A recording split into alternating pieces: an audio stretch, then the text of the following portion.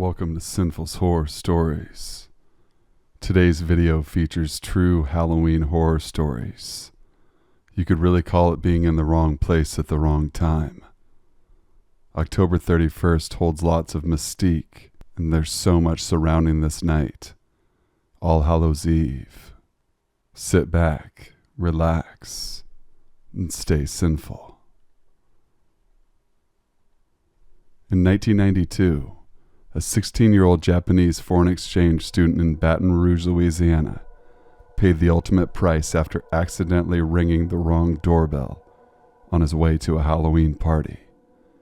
Yoshihiro Hattori had been unfamiliar with the neighborhood when he and a friend arrived at the home of Rodney Pierce, a nearby neighbor who opened the door armed with a .44 Magnum revolver. Although Hattori allegedly said, "We're here for the party," Pierce claimed he feared for his life and ordered the student to freeze. When Hattori misunderstood the command and kept approaching, Pierce shot him. After being questioned, the perpetrator was arrested, but later acquitted of manslaughter. It's unknown what kind of Halloween costume Hattori wore to warrant such a reaction. Famed magician Harry Houdini claimed he could take a blow to the abdomen without being taken down, and on October 22, 1926, a student at McGill University asked if he could prove it. Houdini, who had been sitting in his dressing room during an engagement at the Montreal University, gladly obliged. Although he had allegedly braced himself, the student's 4 punches left the performer in great pain. After suffering for 2 days, Houdini decided to seek medical help, but by the time he was suffering from a severe fever and acute appendicitis. Defying doctors' orders, he performed instead of undergoing the recommended surgery. When the curtains closed, the magician collapsed. Despite having his appendix removed afterward, Houdini passed away on Halloween, surrounded by his family. On Halloween Day in 1963, the Indiana State Fair held a Holidays on Ice skating exhibition for a crowd of hundreds. The grand finale was not what anyone had expected. Unbeknownst to the organizers at the Indiana State Fairgrounds Coliseum, propane gas had been leaking from a nearby tank into the poorly ventilated room. During a final act called Mardi Gras, the propane gas caught fire, leading to a horrific explosion that propelled onlookers from their chairs. The death toll was 74, and 400 additional people were injured. The tradition of throwing eggs on Halloween is at its best a harmless prank. At worst, it can turn deadly. That was the case for Carl Jackson, a 21-year-old data entry clerk at Morgan Stanley, who usually never left the house on Halloween, as they thought it was dangerous. On October 31st, 1995, his worst fear became a reality, reports the New York Times. Jackson had decided to venture out to pick up his girlfriend's son from a party. Along the way, a group of teens pelted his car with eggs, so Jackson got out to confront them. But as he was getting back into his car, one of the pranksters pulled a gun and fatally shot him in the head. To this day, no one knows what happened to Hyeon Jung Cindy Song, a 39-year-old grad student at Penn State University, who disappeared without a trace after leaving a Halloween party after midnight in 2001. Song had stopped by a friend's house in the early morning hours, still decked out in her bunny costume, and accepted a lift home at 4 a.m. Slightly intoxicated, she managed to get inside her home and drop off her belongings, including her backpack and cell phone. She'd even removed her false eyelashes, but Song herself was never seen again. Investigators found no evidence of foul play and no activity on her credit cards or cell phone. The case eventually went cold.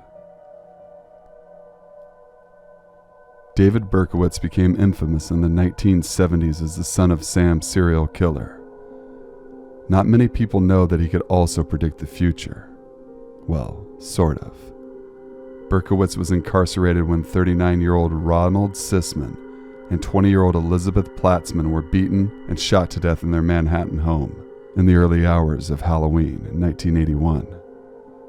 A fellow prisoner claimed that the son of Sam had previously told him that a cult was planning out to carry out the massacre. Berkowitz was allegedly even able to describe the victim's apartment to a T, but police didn't have enough evidence to charge him with involvement in the murders, which remain unsolved. If there was a prize for the most morbid Halloween decoration in Frederica, Delaware in 2005, it would have gone to the body hanging from a tree. It would have beaten out the fake witches, skeletons, and jack-o'-lanterns dotting the neighborhood. For hours, people passed by admiring it. Of course, it had an edge over the other decorations. This was a real body. Police believe it was that of a woman who had committed suicide the night before.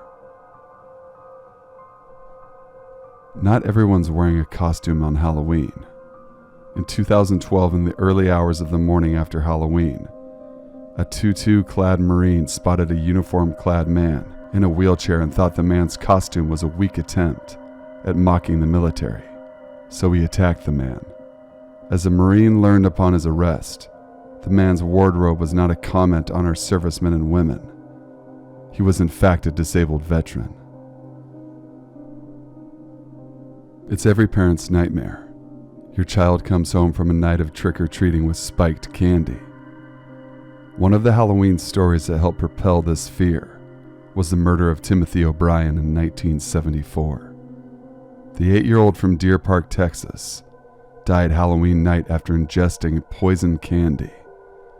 Making this crime more horrific is the fact that the perpetrator was not a neighbor, but the boy's own father, who sought to cash in on his son's life insurance.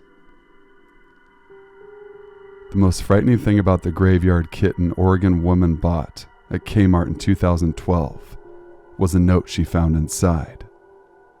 It was written by a Chinese factory worker who claimed he and others were tortured and enslaved in a forced labor camp, making toys 15 hours a day with no pay or days off.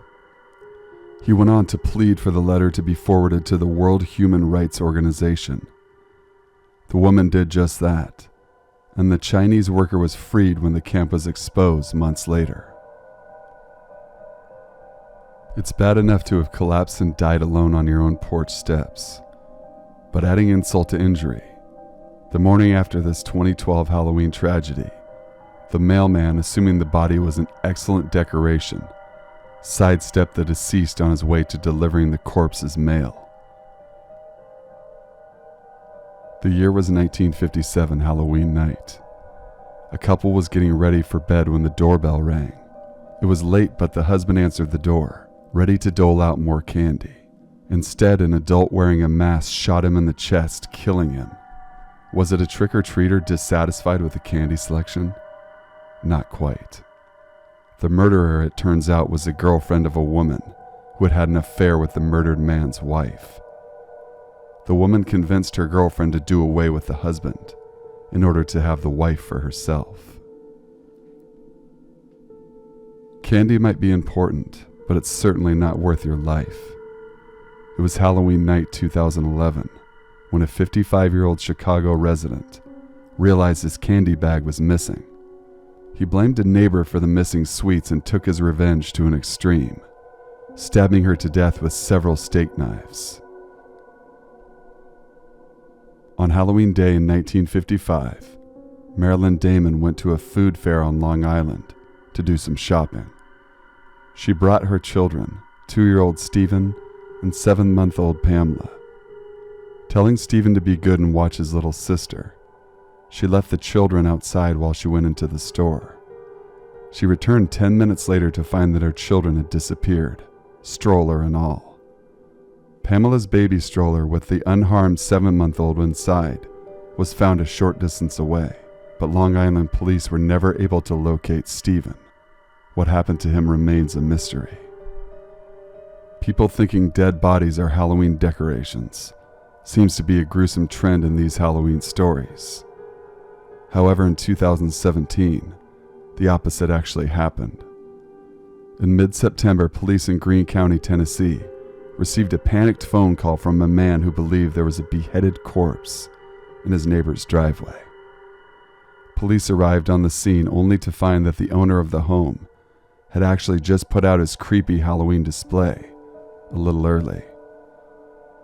Do not call 911 reporting a dead body, the police department's Facebook page wrote.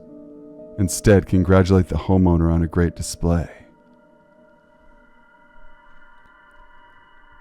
This happened back when I was a teenager. For some background, I'm female and was 16 at the time. My parents went out of town and let me have a sleepover with some friends. We'll call them Nikki and Ed. We decided to stay in for Halloween and just binge watch horror films and pass out candy. We got a few trick-or-treaters, but not very many, as we lived on the rough side of town. Fast forward to the darker hours, around 12 or 1 a.m., and we were still in movie mode, having had ordered pizza and wired up with a big bowl of candy. Suddenly there were 3 loud bangs coming from the front door. It almost sounded like they were kicking it. I smiled at my friends since they were all shaken and said, "Relax, guys. It's probably some late-night trick-or-treaters." Boy, was I wrong. I go to the door and open just a smidge with my foot behind the door, and I look up to see 2 large men in creepy masks. One of them says to me, "Trick or treat." At first I'm thinking, that's very funny, guys, believing it to be a couple of pranksters. I laugh uncomfortably and ask where their candy bag is. I know, naive me thinking they were here for candy. Suddenly one of them tries to push the door open, but luckily I had my foot behind it, and I yelled to my friends to come help me close the door. Ed jumps up and slams one of the men's fingers as we fight to close the door. When closed, we instantly locked it. A few more bangs on the door and then silence. You would think that would be the end of it, right? But no. Sadly for us, we didn't call the cops after and resumed to watching the movie after we calmed down. An hour or so passes and we hear a crashing noise upstairs. You guessed it. It was the same masked men now breaking in for my sister's room. She had a balcony that had a ladder on the side for easier access. Ed bravely grabbed a bat we had by the door and headed up to check it out, while me and Nikki stayed right behind him phoning officers. Once we rounded the corner upstairs into what was my youngest sister's room, Ed swings the bat like a madman and ends up connecting with the intruder. He stumbles and the other stands there begging not to be hit. A little after, officers arrived and took both men away. It's safe to say they were not here to trick or treat. Thank you guys for watching.